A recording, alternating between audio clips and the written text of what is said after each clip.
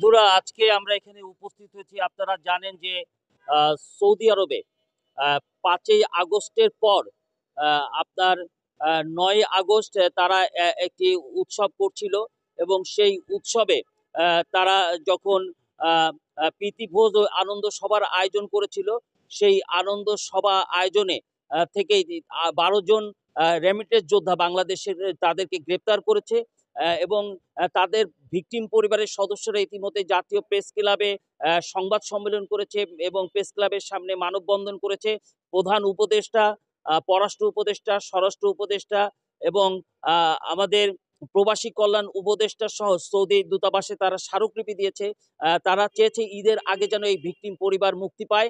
আমরা আশা করছি সৌদি সরকারের সাথে আমাদের মাননীয় প্রধান উপদেষ্টা সহ সংশ্লিষ্ট যারা এ বিষয়ে দ্রুত হস্তক্ষেপ কামনা করবেন এবং তারা যেন তাদের পরিবারের সাথে ঈদ আয়োজন একসাথে করতে পারে। আজকে আমরা বাংলাদেশ জাতীয় মানবাধিকার সমিতির পক্ষ থেকে এই সৌদি আটককৃত 12 জনের নিঃশর্ত মুক্তি দাবি করছি এবং বাংলাদেশ সরকারের পক্ষ থেকে এই বিষয়ে যোগাযোগ করে তড়িৎ গতিতে তাদের যেন মুক্তির ব্যবস্থা করা হয়, এই বিষয়ে আমরা আহ্বান জানাচ্ছি। ধন্যবাদ সবাইকে।